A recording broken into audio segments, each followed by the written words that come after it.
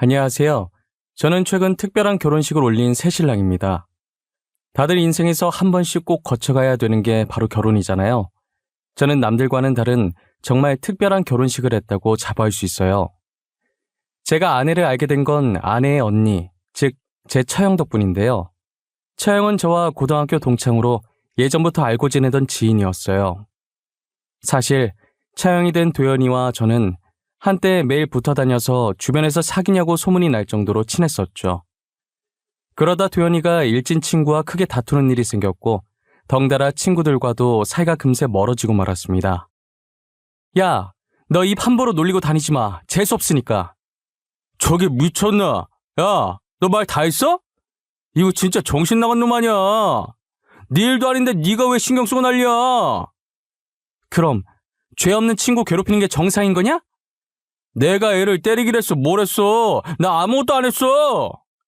없는 말 지어내서 소문내고 다녀놓고 아무 말도 안 했다고? 너는 진짜 상종할 가치가 없다. 너네도 얘네랑 같이 다닐 거냐? 그래. 그럼 그렇게 하던지 말던지. 요즘 애들 말로 하면 일진이라고 하죠. 같이 지내던 친구들 중에 소위 말하는 일진 짓을 하고 다니는 애가 한 명 있었어요. 그 애는 죄 없는 애들 괴롭히고 다니는 게 일상이었고 그 당시 도연이는 항상 그 친구를 마음에 안 들어 했었어요. 일진 친구는 이번에도 헛소문을 내면서 한 아이를 괴롭히고 있었고 결국 참다 도연이가 폭발을 해버린 거예요. 성격이 불의를 보면 못 참는 성격이었던 도연이는 일진 친구에게 당당히 맞서 싸웠고 괴롭힘을 당하던 친구의 편에 서고 말았죠. 그렇게 도연이를 따라 일진 친구에게 한마디 해주고 싶었지만 속으로만 삭힐 수밖에 없었어요. 왜냐면 일진 친구는 저희 아빠 상사의 아들이라 밉보이면 절대 안 되는 사이였거든요. 그렇게 멀리 지내면서 고등학교 졸업하고도 계속 못 만나고 있었어요. 도연이가 어떻게 사는지 궁금하긴 했지만 소식을 알 길은 없었죠. 아빠의 응원 속에 의대를 입학했고 6년 동안 공부만 했었네요. 시간은 참 빠르게 지나갔고 어느덧 의대를 졸업할 때가 되었죠. 운 좋게 성적이 좋아 인턴 후 성형외과 레지던트가 되었고 전공의 과정을 마치자마자 규모가 큰 성형외과에서 펠로우를 지낼 때였습니다. 병원에서 낯익은 여자의 얼굴이 보이길래 자세히 보니 도연이더라고요. 너무 반가워서 다가가 인사를 했더니 시술하러 온 건 아니고 상담만 받으러 왔다고 하더라고요. 몇 년 만에 봤는데도 몇 년이라는 시간이 느껴지지 않을 정도로 편했어요. 바로 어제 만났던 사람인 것처럼 농담도 하고 근황 얘기도 했죠. 너 최도연 아니야? 땡땡고등학교 최도연 맞지? 헐, 야 오랜만이다. 어떻게 여기서 다 보냐? 그동안 잘 지냈고? 당연하지. 근데 네가 여긴 어쩐 일이야? 너 설마 성형하러 왔어? 딱히 고칠 데는 없어 보이는데? 너 괜히 손댔다고 후회하지 마라. 당장 하려고 온 건 아니고 상담만 받으러 온 거야. 상담만. 성형으로 돈 버는 놈이 하지 말라고 하면 어쩌냐? 저희는 졸업한 지도 오래고 이제 성인이니 예전에 있었던 일은 묻어두고 아무렇지 않게 대화했어요. 굳이 그날 얘기 꺼내면서 우리 이 일은 없던 일로 하자 이런 건 아니지만 이미 지난 일이라 암묵적으로 묻어두기로 하고 누구도 그 이야기를 꺼내지 않았어요. 다들 그렇듯 30살이 훌쩍 넘어가니 친구와 할 이야기가 재테크나 투자 이런 쪽으로밖에 없었죠. 요즘 무슨 재테크를 하고 있는지 혹시 주식은 하는지 이런 이야기를 주고받고 있었어요. 투자 쪽으로 말하다가 자연스럽게 부동산 얘기가 나오게 됐어요. 부동산에 투자해서 돈 버는 애들은 진짜 뭘까? 어디서 정보를 배우는 거지? 나도 부동산 투자 해보고 싶은데. 야, 부동산 얘기 나와서 하는 말인데 너 혹시 부동산 계약권 있냐? 만약에 있으면 하지 마라. 그거 지금 안 하는 게 좋다. 저는 부동산 계약하지 말라는 도연이의 말에 놀랄 수밖에 없었어요. 거짓말이 아니라 당시에 제가 진짜로 분양권 계약을 코앞에 앞두고 있었거든요. 야, 어떻게 알았어? 안 그래도 분양권 계약 앞두고 있는 게 하나 있었거든. 어떻게 알긴. 요즘 하도 주변에서 주택 청약이다 뭐다 떠들어대길래 그냥 물어본 거지. 하여튼 너 그거 지금 하지 마. 느낌이 안 좋아. 지금 말고 1년 뒤에 계약하는 게 더 좋을 것 같은데? 저는 도연이의 말을 믿어야 하나 말아야 하나 한참을 고민하다가 그 말을 듣기로 하고 계약을 하지 않고 넘겼습니다. 그런데 나중에 조합원이랑 건설업체랑 건설비용 협의가 안 돼서 조합원 분양은 중단되고 공사 시작도 못했다더라고요. 여자의 촉이 무섭다더니 도연이의 말 안 듣고 혹시 계약이라도 했으면 진짜 큰일 날 뻔한 거예요. 도연이한테 연락해서 덕분에 돈 잃을 뻔했다고 제가 밥 한 번 사겠다고 연락했습니다. 최도연 너 뭐야? 진짜 대박이다. 네 말대로 계약 안 하길 잘했더라. 그거 지금 건설비용 협의 안 돼서 분양 중단되고 공사 시작도 못하고 있대. 잘했네. 내 말 귓등으로 듣고 계약하면 어쩌나 했는데. 너 어디야? 집이면 나와. 내가 맛있는 거 쏠게. 먹고 싶은 거 뭐든 말하고 다 사줄 테니까. 저는 그날 도연이랑 밥을 먹으면서 이야기하는데 예전으로 돌아간 기분이었어요. 어쩜 10년 동안 연락이 끊겼는데 도연이는 그대로더라고요. 그때처럼 편하게 속마음 이야기하고 얼굴만 봐도 웃음이 나는 친구 사이로 돌아갔죠. 이후로 종종 만나면서 도연이에게 연애 상담을 많이 했었어요. 아무래도 제가 남자니까 여자의 마음을 도저히 모르겠더라고요. 여자친구의 마음이 어떤지 너무 궁금하길래 같은 여자로서 의견을 물으려고 종종 불러냈어요. 여자친구가 원래 안 그랬는데 요즘 따라 계속 나를 피하는 느낌이야. 데이트 잡으려고 해도 뭔 놈의 일이 그렇게 많은지. 야, 딱 보면 모르겠냐? 다른 남자 생겼겠지. 그 남자 만나야 돼서 너랑 만날 시간이 없는 거야. 야, 내 여자친구 그런 사람 아니거든? 괜한 사람 바람둥이로 몰아가지 마. 여자친구가 나를 얼마나 사랑해주는데. 그래, 그렇게 생각해라. 아우, 여기 치킨 맛있다. 단골 손님 해야겠는데? 어떻게 아는 건지 여자친구가 바람을 필 때마다 도연이는 이상하리만큼 잘 맞추더라고요. 정말 신기할 정도로 잘 맞춰서 돗자리라도 깔아야 되는 거 아니냐며 호들갑을 떨었습니다. 네 말이 맞았어. 전 여자친구 남자 있었더라. 아휴. 그래, 내가 뭐라 그랬냐? 남자 있을 거라고 했잖아. 근데 어떻게 알아냈대? 너도 뭔가를 봤으니까 바람 피는 거 알았을 거 아니야. 여자친구 화장실 간 사이에 전화 왔는데 여봉봉이라고 저장되어 있더라. 받아봤더니 웬 남자가 받더라고. 그래서 알았지 뭐. 여봉봉, 아직도 그런 애칭 쓰는 사람들이 있냐? 하긴 그건 개인 취향이니까 그럴 수도 있지. 근데 말이야, 너는 매번 내 여자친구가 바람피는 거 어떻게 그렇게 잘 알아?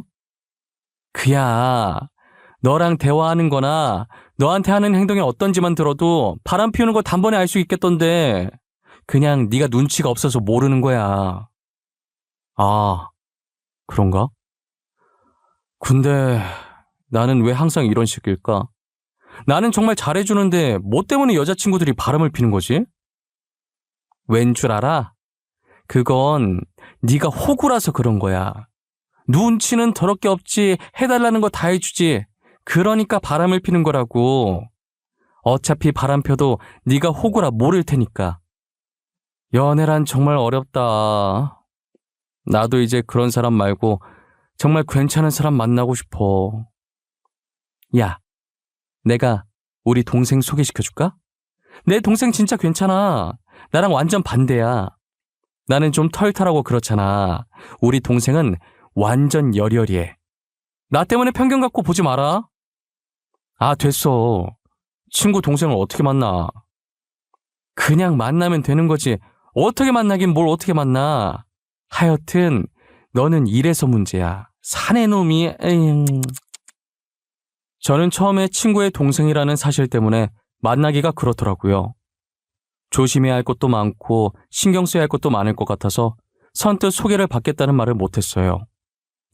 앞으로도 동생 소개해준다고 하면 안 받을 생각이었는데 그 뒤로 도연이가 저랑 만날 때마다 지금의 아내를 데리고 나와서 인사를 시켜주는 거예요. 안녕하세요. 동생 최서영입니다. 아, 안녕하세요. 저는 강지훈입니다. 언니가 잡은 약속인데 제가 이런 자리에 나와도 되는지 모르겠어요. 언니가 가자고 해서 오긴 했는데 눈치 없이 나온 건 아닌가 싶고. 아니에요, 괜찮아요. 잘 오셨어요. 너네 뭐냐? 진짜 어색해. 정말 가증스러워서 온몸에 소름이 다 끼친다. 강지훈, 최서영, 너네 평소처럼 행동해, 평소처럼. 이게 다 누구 때문인데 가증스럽대. 조용히 하고 뭐 먹을지나 정해. 지금의 체형이 되어버린 도연이는 진심으로 저와 자신의 동생을 엮어줄 생각이었던 것 같아요. 한동안 여동생을 계속 데리고 나오고 분위기를 풀어주려고 노력도 했어요. 그렇게 몇 번 만나면서 덕분에 아내와 자연스럽게 친해졌고 연인 사이가 되었어요. 제가 강남 성형외과 의사다 보니 가만히 있어도 주변에서 이쁜 여자들을 많이 소개시켜주더라고요. 거절을 잘하지 못하는 성격이라 식사 자리는 참석하는 편인데 다들 제 직업만 좋아했지 저에 대해서는 궁금해하지도 진심으로 저를 바라봐 주지도 않았어요. 오로지 월급, 집안 이런 것만 물어보더라고요. 하지만 아내는 다른 여자들과 달리 착하고 꾸밈 없고 돈을 바라지 않는 여자였죠. 이런 여자는 처음이라 더 빠져들었던 것 같아요. 아내를 놓치면 두고두고 후회할 것 같은 생각에 저는 만난 지 6개월 만에 결혼을 밀어붙였어요. 아내는 이렇게 빨리 결혼 이야기가 나올지 몰랐는지 많이 당황해 하더라고요.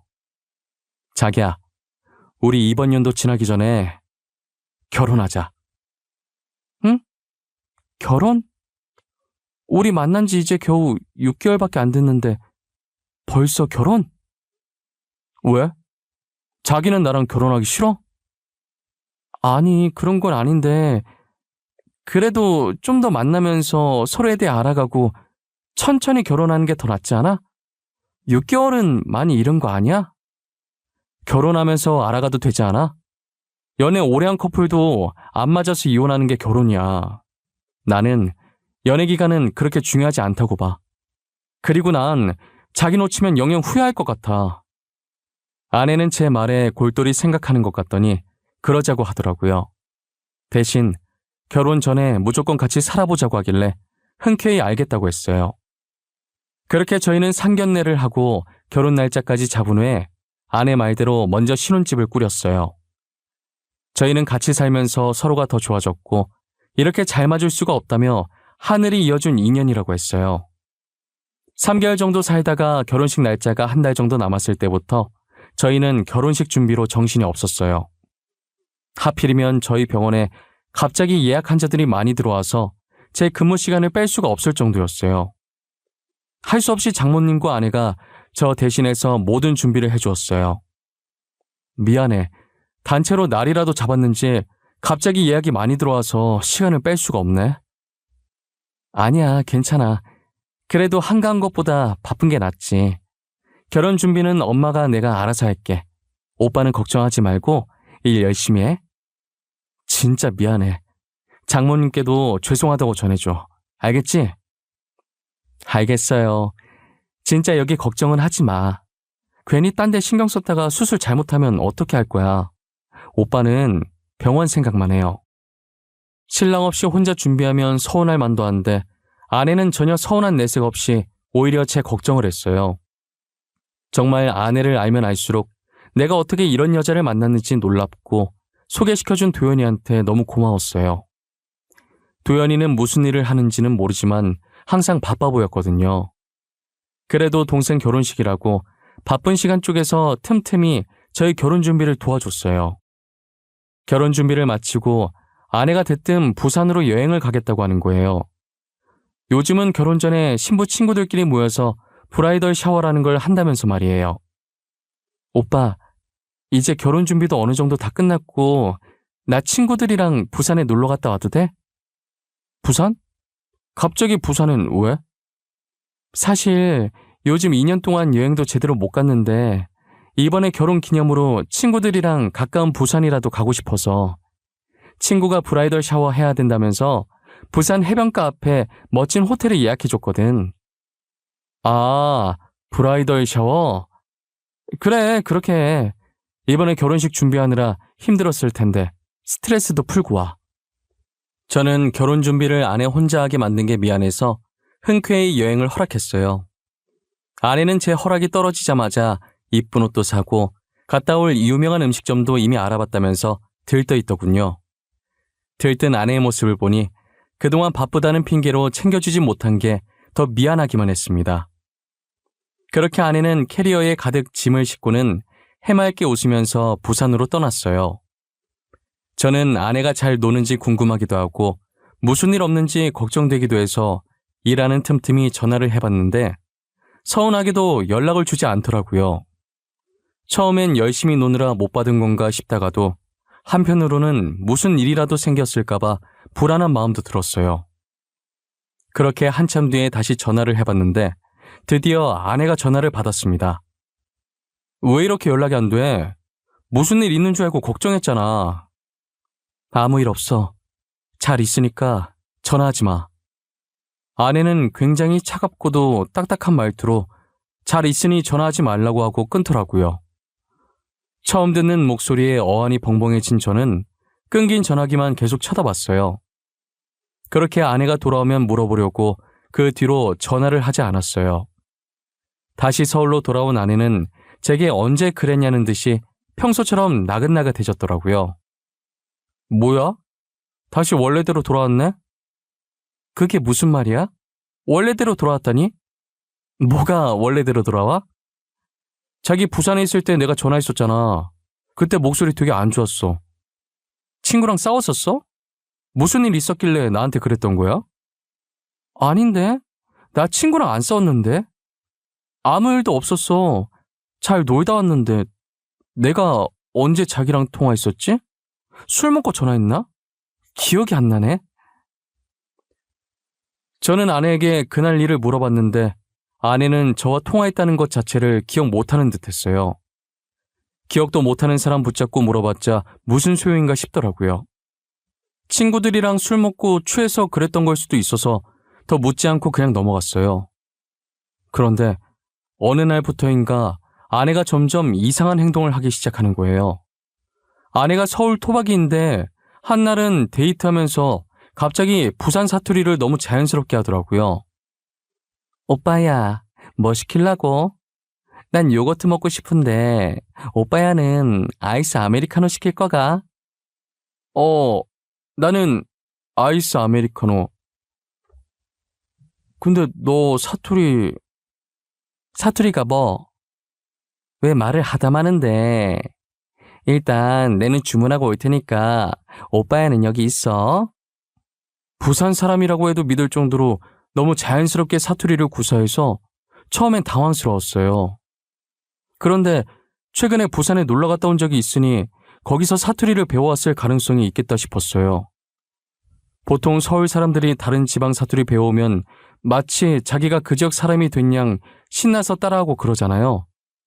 저는 단순하게 그 정도로만 생각해서 대수롭지 않게 생각하고 말았죠.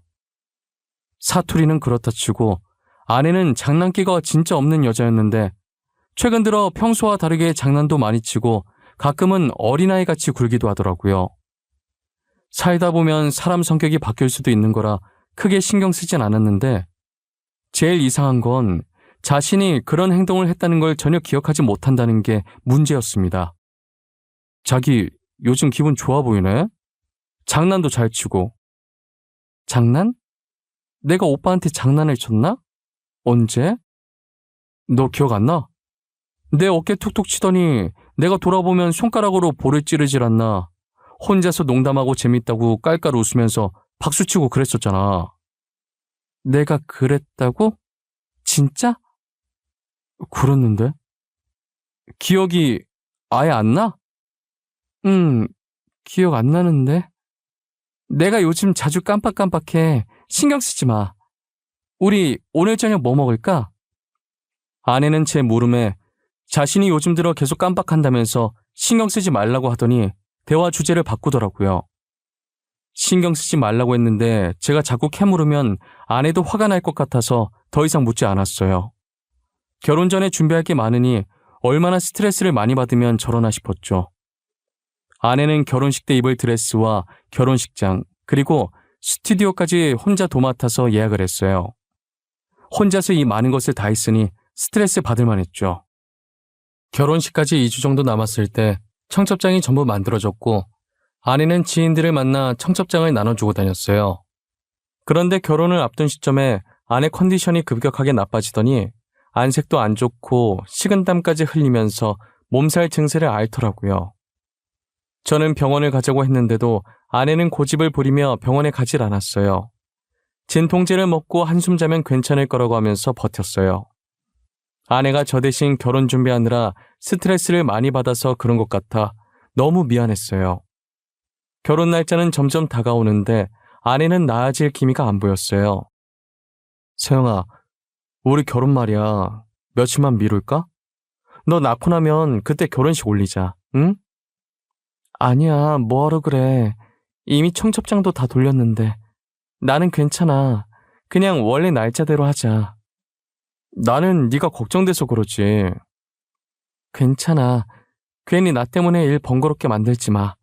날짜 미루면 식장이며 드레스며 예약 변경할 게 한둘이 아니잖아. 저는 아내의 고집을 꺾을 수가 없었고 결혼식을 예정대로 치렀어요. 결혼식 당일 저는 식이 시작되기 30분 전에 지인들을 만나 인사를 했어요. 그런데 이상하게 아내가 신부 대기실에 앉아 있는데도 친구들이 한 명도 보러 오지 않더라고요. 이상한 생각이 들어서 아내 상태를 살피고 대기실 밖으로 나가봤어요. 아내의 친구로 보이는 사람들이 대기실 앞에 있었는데 들어가진 않고 자기들끼리 속닥거리더라고요. 쟤 결혼 못할 줄 알았는데 그래도 결혼하네? 내 말이 심지어 남편 될 사람이 성형외과 의사라더라. 그것도 강남에 있는 성형외과. 나도 의사랑 결혼한다길래 신기해서 보러 왔다니까. 보통은 친구들이 들어가서 축하한다고 잘 살라고 덕담을 할 텐데 저렇게 자기들끼리 속닥거리는 게 정말 의아했어요. 표정을 보니 아내와 친한 것 같지 않아 보이는데 재미난 구경이라도 온 듯해 보였죠. 저는 얼핏 들리는 대화 내용에 얼굴을 찡그리며 그들을 쳐다봤어요. 뒤에 있던 장모님을 발견하게 됐는데 장모님이 그들을 붙잡고 있더라고요. 어머, 너 주은이 아니니?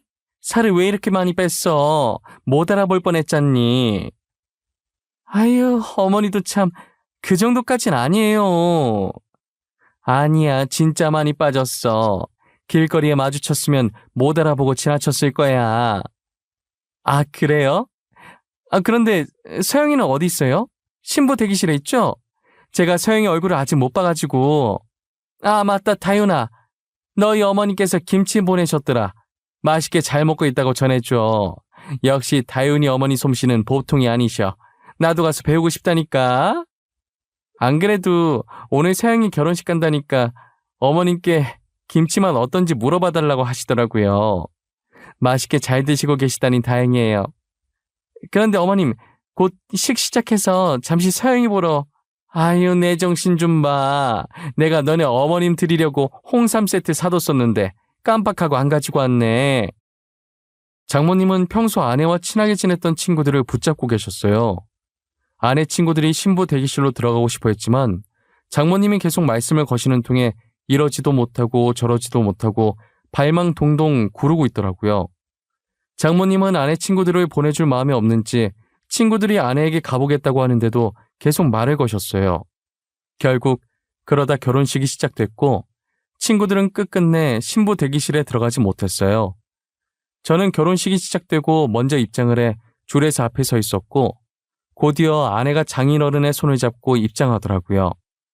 아내는 걸어오다가 제 쪽을 쳐다봤는데 저와 눈이 마주치자마자 갑자기 정신을 잃고 쓰러지는 거예요.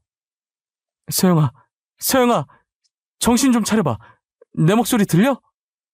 오빠, 나 너무 갑갑해.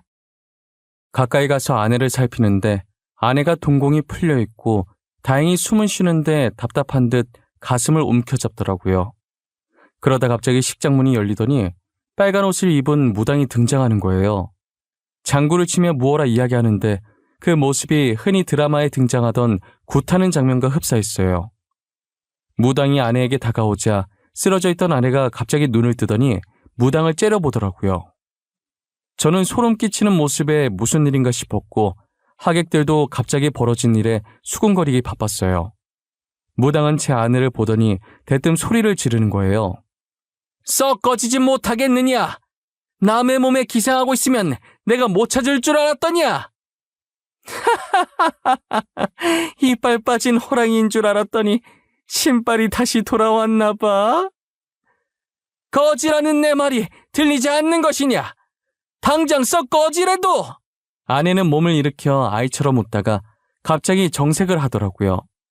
그러더니 도망치려는 생각인지 아내를 잡고 있던 제 팔을 깨물었어요. 결혼식은 난리가 났고 수군거리던 하객들도 신기한 듯 이쪽을 보고 있더라고요. 자네, 서영이 놓치면 안 돼. 꽉 붙들고 있어. 저는 지금 제 앞에 있는 아내가 완전히 다른 사람이 됐다는 걸 직감했어요. 장모님은 발버둥 치는 아내를 꽉 잡으라고 했고 저는 필사적으로 아내를 붙잡고 놓지 않았어요. 아내는 마치 좀비가 된 것처럼 도망치려고 발버둥을 치기 시작했어요. 무당한 그런 아내 앞에 서서 미친 듯이 춤을 추기 시작했어요. 드라마에서나 이런 장면 숱하게 봤지 실제로 보게 될 줄은 꿈에도 몰랐어요.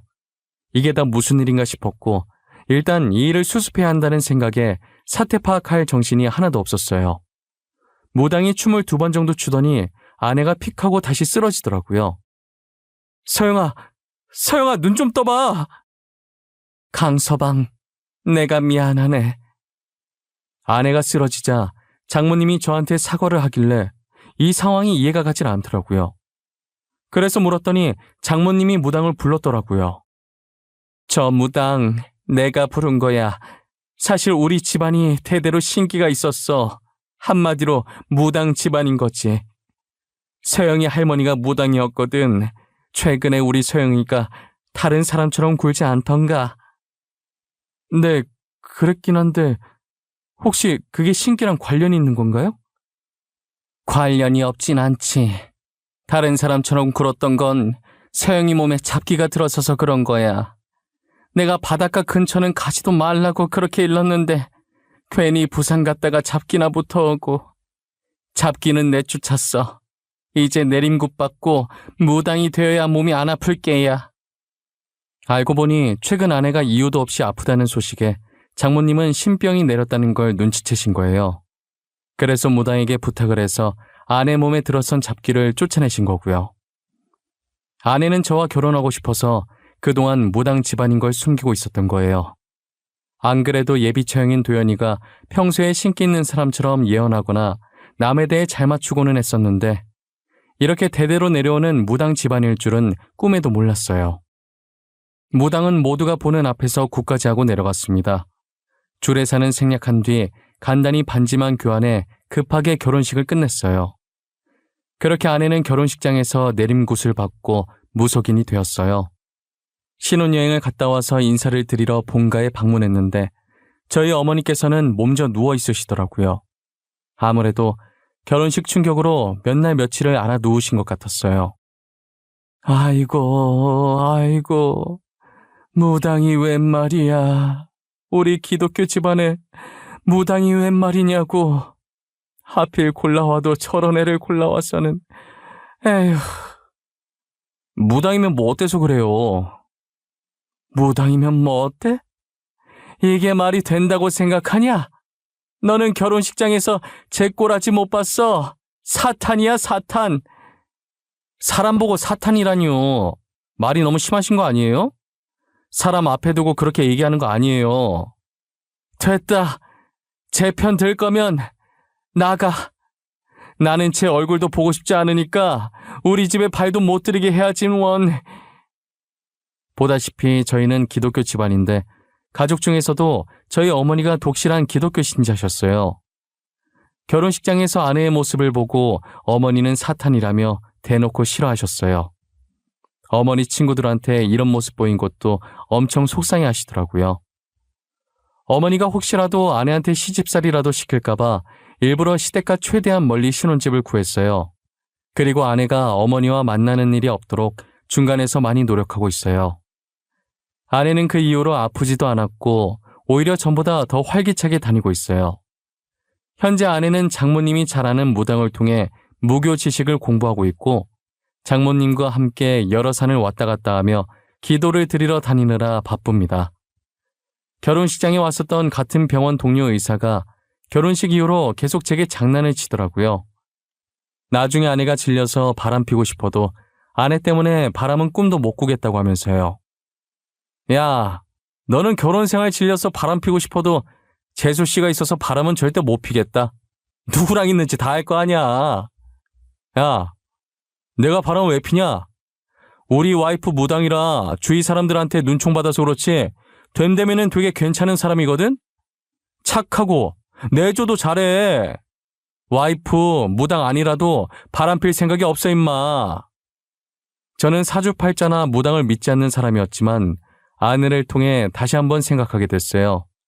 앞으로 몸이 약한 아내가 힘들어하지 않도록 제가 옆에서 응원하고 지켜보려고 해요. 제 사연을 아내가 들을지는 모르겠지만 해주고 싶은 말이 있어요. 서영아, 너가 무당이든 아니든 내 아내라는 건 변함없어. 내가 늘 옆에 있으니까 사람들 시선이 안 좋다고 해서 절대 기죽지 마. 항상 지금처럼 힘들 땐 서로에게 기대며 남은 인생 같이 늙어가자. 제 사연 들어주셔서 감사합니다. 안녕하세요. 저는 딸 하나 잘 둔 덕에 호강받으며 사는 60대 여성입니다. 현재 정말 눈에 넣어도 안 아플 자식들과 함께 행복한 하루하루를 살고 있어요. 제게는 무엇과도 바꿀 수 없을 만큼 소중한 딸 하나와 아들 하나가 있는데요. 저는 오늘 여러분들께 제 딸에 대해 이야기해보려고 이렇게 사연을 보내게 되었어요. 저희 딸은 사실 제 친딸이 아니라 굉장히 특별한 인연으로 만나게 된 아이인데요. 이야기를 하기에 앞서 저는 입양아로 컸어요. 태어나자마자 어느 부잣집으로 입양이 되었지요. 말이 좋아야 입양이지 친정 부모님께서 돈이 없어서 저를 부잣집에 돈 받고 판 것이었죠. 저를 키워주셨던 부모님은 최대한 기억이 없는 갓난아이를 입양하고 싶어 하셨어요. 그래서 보육원에 들렀는데 당시엔 갓난아이를 찾기 힘드셨대요. 5군데 정도 돌았었고 제일 어린아이가 6살이었다고 하더라고요. 부모님께서 마지막 보육원을 나오려고 했는데 보육원 입구에서 한 부부가 갓난아이를 안아들고 불안해서 안절부절 못하는 사람 마냥 자꾸 왔다 갔다 하더래요. 부모님이 나오면서 미심쩍은 눈으로 그 부부를 유심히 봤다고 하더라고요. 그런데 부부 대화 소리를 들어보니 형편이 너무 안 좋아서 애 키울 여력이 안 되니까 보육원에 놔두고 오려고 했는데 차마 아기에게 너무 미안해서 못 놓고 계속 고민하던 중이었던 거예요. 그 소리를 듣고 어머니와 아버지가 눈빛 교환을 하고 부부에게 다가갔다고 하더라고요. 부부는 저희 부모님께서 다가가니 살짝 눈치를 보며 자리를 뜨려고 했다는 거예요. 저기요, 저희가 들으려고 한 건 아닌데 가정 형편이 얼마나 어려우신 거예요? 저희는 불임이라 아이를 가질 수가 없어서 아이가 간절히 필요하거든요. 네? 아이요? 저희가 당장 밥 먹을 돈이 없어요. 지금 저희 옷차림을 보다시피 밥 먹을 돈이 없으니 당연히 아이 키울 돈도 없고요. 그 밥 저희가 해결해 드릴게요. 몇 년간은 풍족하게 드실 수 있으실 거예요. 대신 아이를 제게 입양시켜 주실 수 있으신가요? 저희는 정말 아이가 간절합니다. 부부는 저희 어머니의 말에 난처한 표정으로 잠시 동안 서로를 바라봤다더라고요. 하지만 현실은 당장 지금 먹을 돈도 없으니 결국 저희 부모님께 돈을 받고 저를 넘겨준 거죠. 딸을 갖고 싶어 했는데 갓난아이의 딸이기까지 하니 저희 부모님은 되게 좋아하셨어요. 저를 친딸처럼 불면 날아갈까 만지면 부서질까 정말 애지중지 키우셨어요.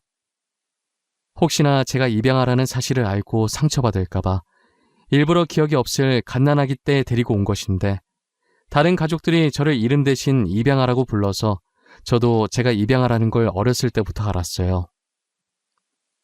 그래도 제가 입양하라고 해서 부모님을 원망하거나 미워하진 않았어요. 보통 입양하라는 사실을 알면 충격받아서 반항을 한다던데 왜 반항을 하나 이해가 안 갔어요. 친자식도 아닌 저를 이렇게 친딸처럼 잘 키워준 것만으로도 감사한걸요. 대신 할아버지의 유산을 탐내 저를 견제하는 못된 어른들이 미웠어요. 저희 아버지가 3남 2녀 중에 막내여서 그런지 할아버지의 사랑을 제일 많이 받았었어요. 비록 제가 입양하긴 하지만 할아버지는 저를 친손녀처럼 인정해 주셨고 아버지의 딸이라는 이유로 손주들 중에서 저를 제일 이뻐하셨어요. 그래서인지 아버지의 형제들이 할아버지의 재산을 탐내고 제게 못되게 굴었었어요. 저희 부모님에게 유일한 약점이 저라고 생각해서 그런 것이죠. 저희 부모님은 제가 입양하라고 불릴 때마다 안쓰러워하셨지만 마음을 강하게 먹어야 이 자리를 지킬 수 있다고 제게도 교육을 많이 시켰었어요. 저는 부모님의 교육 덕분에 상처받지 않고 그들이 저를 뭐라고 부르든 무반응으로 일궈냈어요. 무반응만이 저희 부모님을 그리고 저를 지킬 유일한 방법이라고 생각했거든요. 괜히 제가 욱해서 나서봤자 저희 가족에게 좋을 건 하나도 없었으니까요. 원래 애들은 나쁜 걸 더 빨리 배운다고 아버지 형제들에게 배운 게 이런 것밖에 없으니 당연히 사촌 언니 오빠들도 저를 입양하라고 부르며 무시했어요. 어른과 다른 게 있다면 어른들은 똑같이 비아냥거리면서 괴롭혀도 제가 반응이 없으면 재미없어서 입양하라고 부르면서도 더 괴롭히는 건 멈췄었어요. 하지만 사촌 언니 오빠들은 계속 제가 반응이 보일 때마다 집요하게 괴롭히죠. 제가 반응을 안 하면 자신을 무시한다 생각하고 저 따위한테 자신들이 무시당한 게 괜히 자존심 상해서 분한 마음에 저를 더 괴롭혀요. 그래도 유일하게 저를 챙겨준 건 작은 아버지네 딸이었어요. 아버지 형제 중에서도 작은 아버지네만 저희를 괴롭히지 않았어요. 재산 욕심 없던 작은 아버지네 가족은 늘 저희를 챙겨주었어요. 작은 아버지 따라 사촌 언니도 자연스럽게 저를 많이 챙겨주었죠. 만약 사촌 언니가 없었다면 저는 적밖에 없는 이 집안에서 절대 버틸 수 없었을 거예요. 언젠간 사촌 언니를 도울 일이 있다면 어떤 일이든 도와줘야겠다고 마음먹었어요. 제가 25살이 되던 해 사촌 언니가 30살이었고 사촌 언니는 결혼을 앞두고 있었어요. 저는 결혼 축하 선물을 해주고 싶어서 사촌 언니와 함께 백화점에 갔었어요. 언니가 평소 가지고 싶어 했던 것을 선물로 사고 형부가 좋아할 만한 것도 사려고 구경을 하고 있었는데 한참 구경하다가 언니 휴대전화가 요란하게 울리기 시작하는 거예요. 형부한테 걸려온 전화였고 언니는 웃으면서 밝은 목소리로 전화를 받았어요. 언니가 전화 받을 때와는 다른 표정을 하더니 폰을 떨어뜨리고 달려나가는 거예요. 저는 언니의 폰을 주워들고 혹시나 놓칠까봐 빠르게 뒤따라갔어요. 아슬아슬하게 언니가 탄 택시에 저도 같이 탈 수 있었어요. 언니는 사시나무 떨리듯 몸을 떨면서 안절부절 못하더라고요. 기사님한테 병원으로 가달라고 하는데 저는 눈치껏 형부한테 무슨 일이 생겼다는 걸 알 수 있었죠. 소정아, 우리 오빠가 사고 나서 지금 병원에 아무 일 없어야 돼, 진짜. 아무 일 없어야 돼. 내가 오빠 없이 어떻게 살아. 언니, 아무 일 없을 거야. 형부 괜찮으실 거야. 형부가 얼마나 강한 사람인데 언니도 알잖아. 분명 아무 일 없을 거야. 아직 확인도 안 했는데 벌써부터 걱정하지 말자, 응? 나 너무 무서워. 아까부터 자꾸 안 좋은 기분이 들어. 옷 쌀게. 아저씨, 저희가 지금 너무 급해서 그런데 조금만 빨리 가주세요. 부탁드릴게요. 죄송합니다. 병원에 도착하니 형부는 침대 위에 누워 미동도 없었고 흰천을 덮고 있었어요.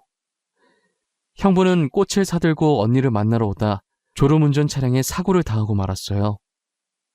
언니는 망연자실한 표정을 한 상태로 흰천으로 덮인 형부를 안으며 눈물을 흘렸어요.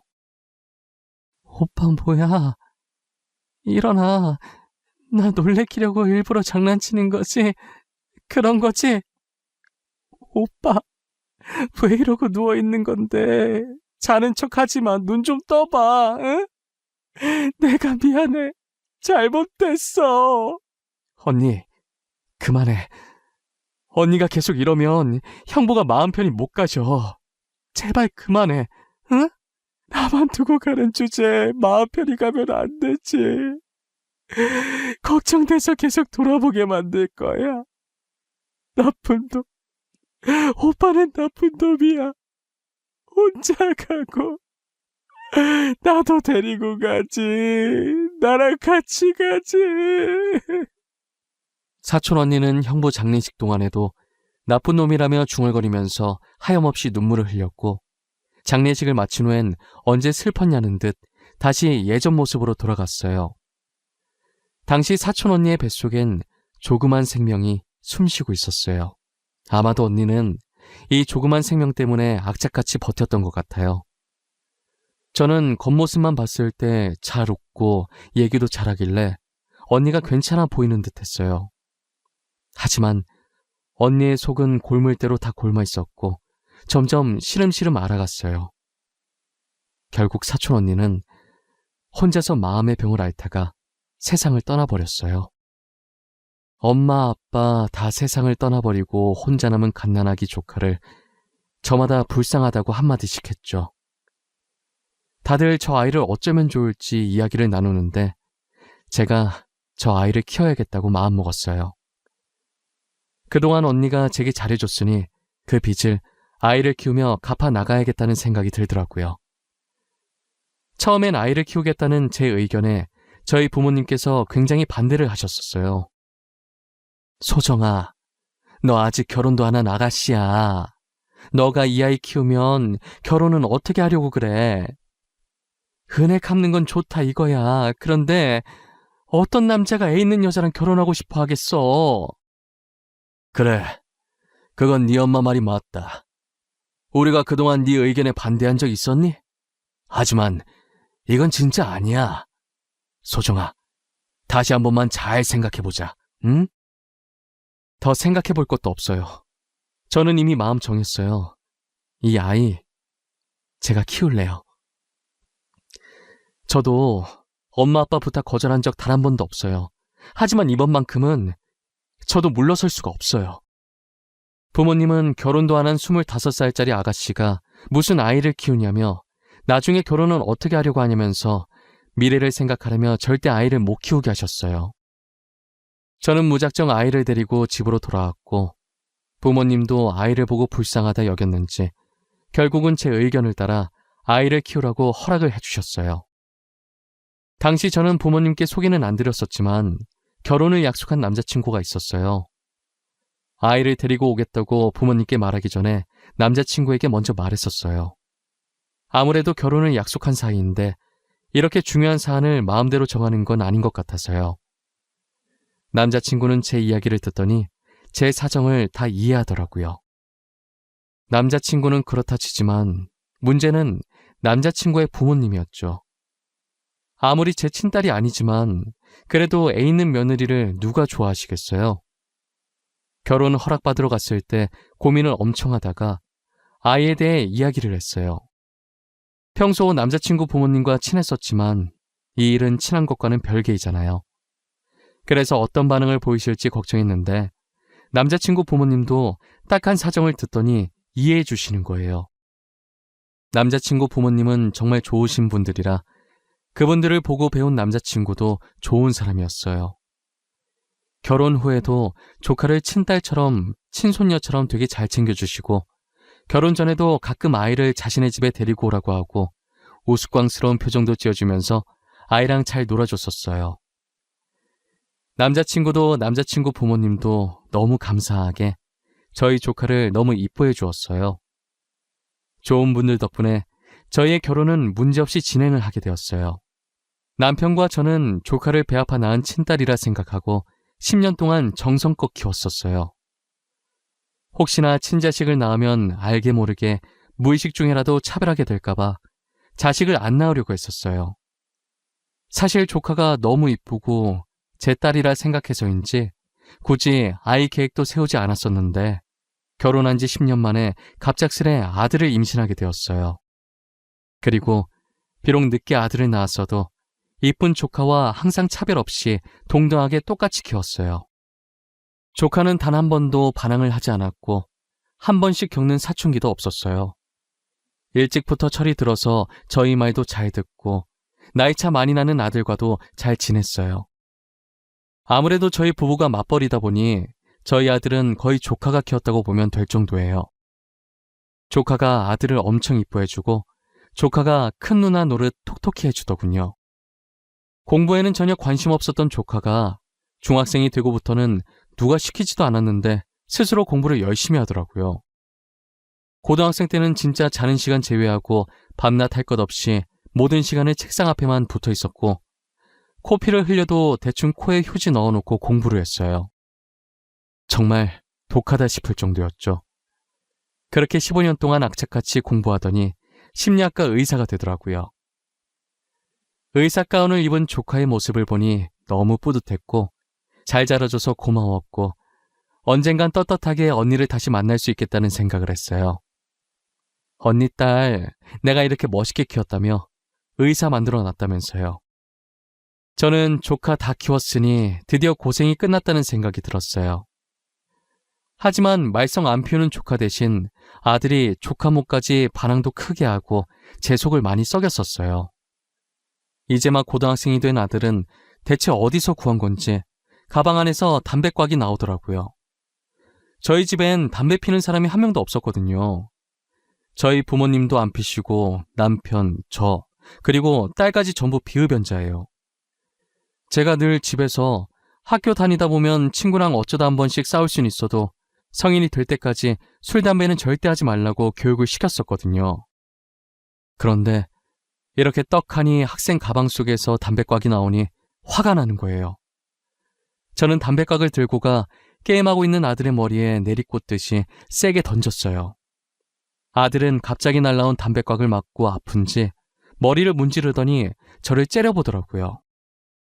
네 가방 속에 이거 있던데 뭐야? 너 설마 담배 피니? 그런 거야? 내가 술, 담배는 안 된다고 그렇게 말했는데 어떻게 된 건지 설명해.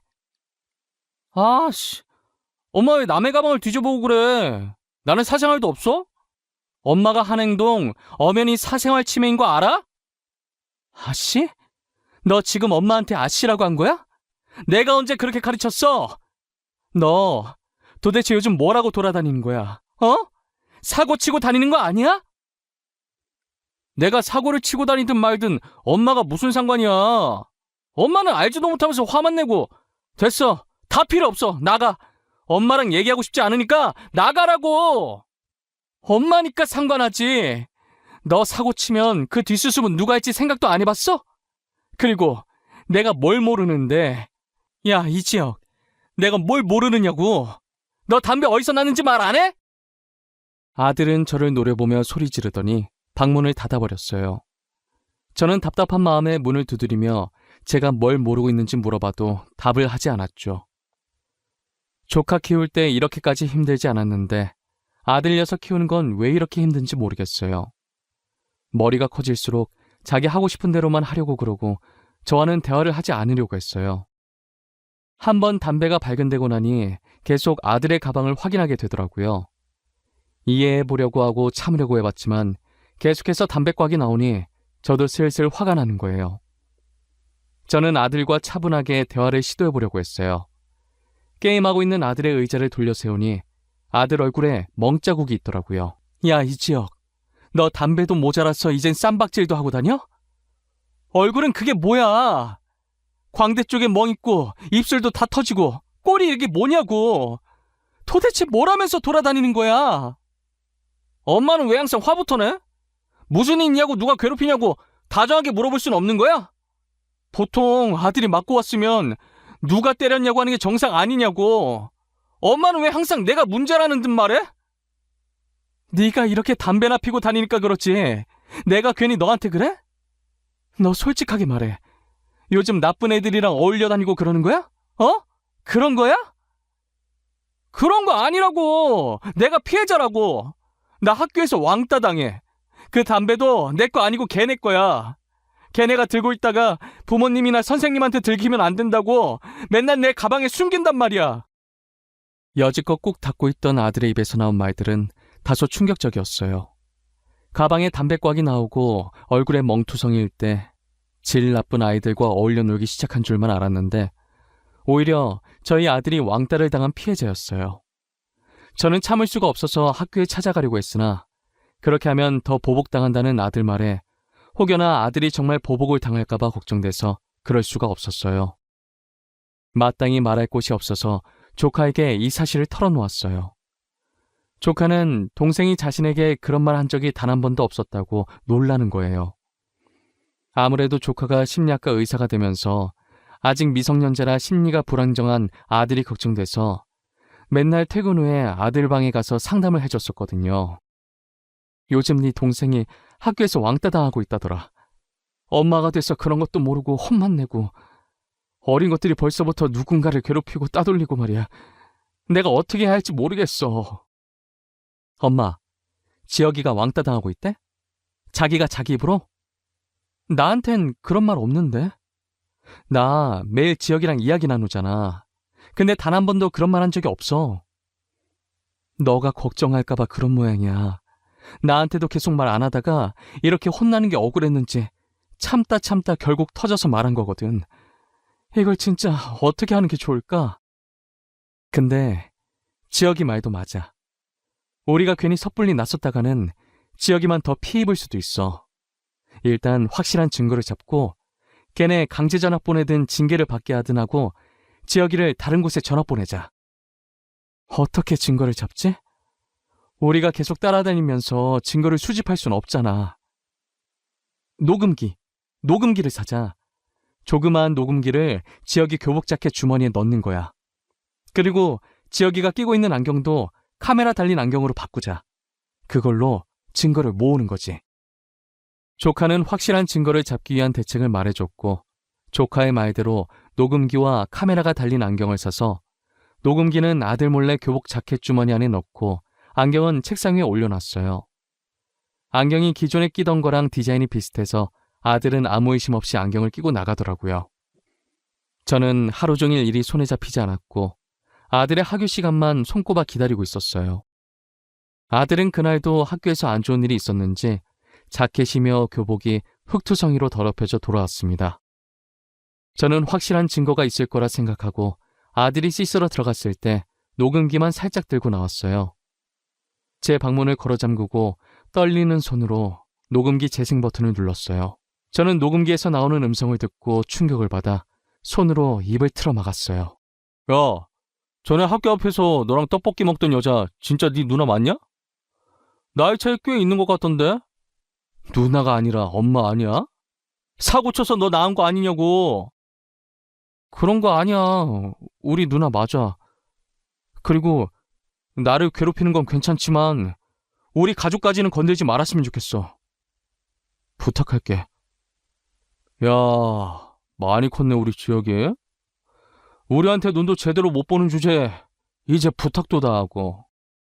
우리 가족까지는 건들지 말았으면 좋겠어. 부탁할게. 하, 진짜 골 때리네 얘. 우리가 뭘 했다고 그래. 우린 너네 가족 손끝 하나도 안 건드렸어. 누가 들으면 오해하겠다. 그치? 그러게. 우릴 왜 나쁜 사람들로 만드실까? 아직 정신을 제대로 못 차렸네. 덜 맞아서 그러나? 더 맞아야 정신을 차리려나? 왜? 계속 우리 심기를 건들고 그러실까? 어? 가족을 상대로 막말도 서슴없이 하고 저희 아들을 괴롭히는 말도 서슴지 않았어요.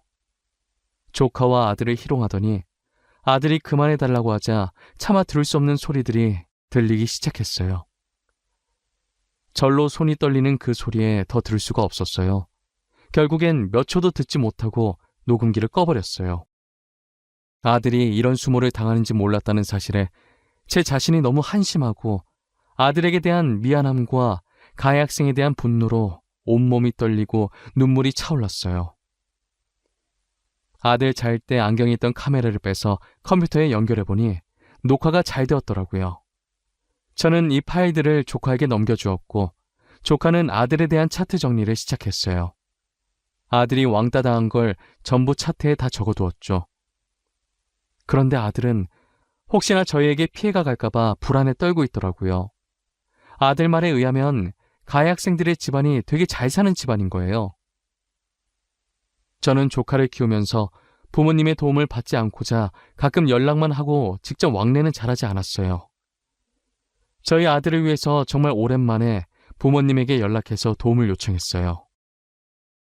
엄마, 죄송한데 제가 부탁이 있어서 연락을 드렸어요. 저희 아들 일로 부모님의 도움이 필요해요. 한 번만 제 부탁 들어주시면 안 될까요? 이번에 잘 해결되면 절대 부탁 같은 거 하는 일 없을 거예요. 딸 부탁인데 엄마가 당연히 들어줘야지. 나는 오히려 딸이 부탁해줘서 고마운데?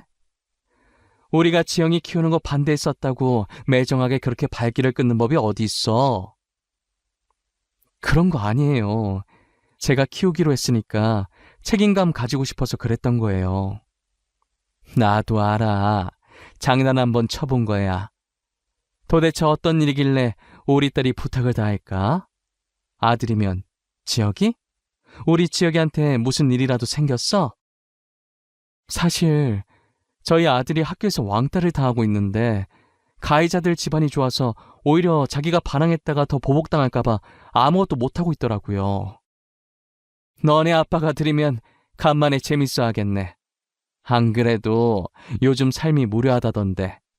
엄마가 아빠한테 말해놓을게. 무슨 말인지 대충 눈치챘어. 학교 갈 날짜만 문자로 보내줘. 저희 어머니는 눈치가 빠르셔서 제가 본론을 말하지도 않았는데도 다 알아차리시더라고요. 어떻게 하라는 말도 안 했는데 알아서 다 하겠다며 날짜만 문자로 보내달라고 하고 쿨하게 끊으셨어요. 간만에 재미난 일이 생겼다며 좋아하시는데 못 말리겠더라고요. 제가 앞에 말했듯이 저희 집안이 부자라고 했었잖아요. 그래서 재산 때문에 어른들이 저를 입양하라 부르고 괴롭혔다고요. 저희 집안이 웬만한 기업들과는 거의 다 손을 잡고 있어서 상대가 잘 사는 집안이라고 해봤자 다 거기서 거기고 대부분 저희 집안이 투자금을 쥐어준 집안일 거예요. 저희 집안은 가족끼리만 돈 가지고 싸움을 벌이지 밖에서는 부자라고 티를 잘 내지 않아요. 예전에 티냈다가 돈 노리고 접근하는 사람들이 많아서 계속 당하다 보니 티를 안 내게 됐어요. 저희 아버지도 돈 자랑하거나 집안 자랑하는 것을 별로 안 좋아하시는데 이렇게 상대가 먼저 집안 좋다고 시비를 걸어온다면 말이 달라졌죠. 엄마한테 학교에 갈 날짜를 찍어 보내줬더니 그날 학교에 오신 부모님 패션을 보고 역시나 그럴 줄 알았다는 듯이 고개를 저었어요. 명품은 기본이고 브랜드별로 최고로 비싸고 전 세계에 몇 개 없는 한정판 차도 새로 뽑으셨더라고요. 고개를 빳빳하게 들고 입꼬리를 한쪽만 올리고 웃으면서 들어오시는데 어찌나 웃긴지 몰라요.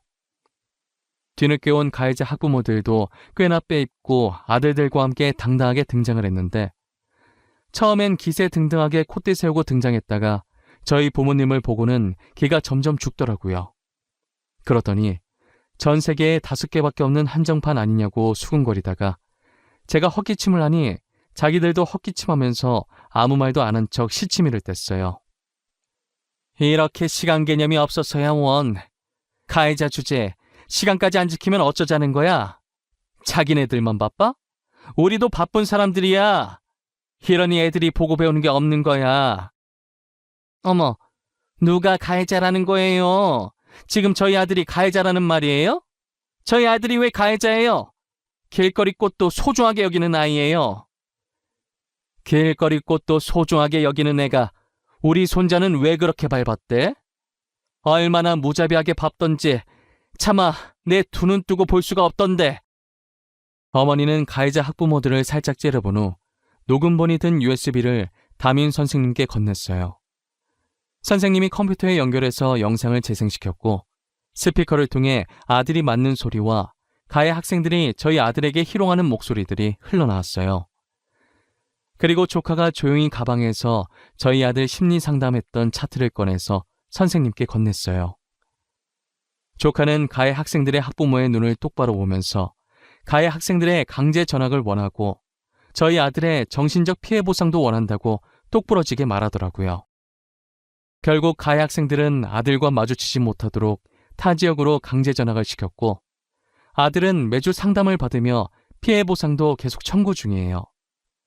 그리고 역시나 가해자 학부모들은 저희 집안에 투자금을 받고 있던 집안이었고 부모님은 그 집안에 들어간 투자금을 다 회수해버렸어요.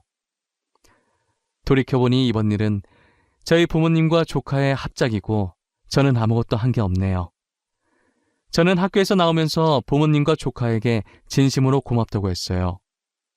부모님은 조부모로서 할 일을 한 거라고 하시면서 쿨하게 돌아서시더라고요. 조카는 제 손을 꼭 잡고 잘 끝나서 다행이라며 눈물을 글썽거렸어요. 저는 집으로 돌아오는 길에 조카와 아들 손을 꼭 잡고 이런저런 이야기를 참 많이 했어요. 그러다 문득 조카가 왜 심리학 의사가 됐는지 궁금하더라고요. 딸, 근데 전부터 궁금했는데 갑자기 왜 심리학 의사가 된 거야? 너 원래 작곡가가 꿈이라면서 작곡학원 알아보고 그랬었잖아. 엄마 때문에 마음고생 많았던 우리 엄마 생각나서 그랬어.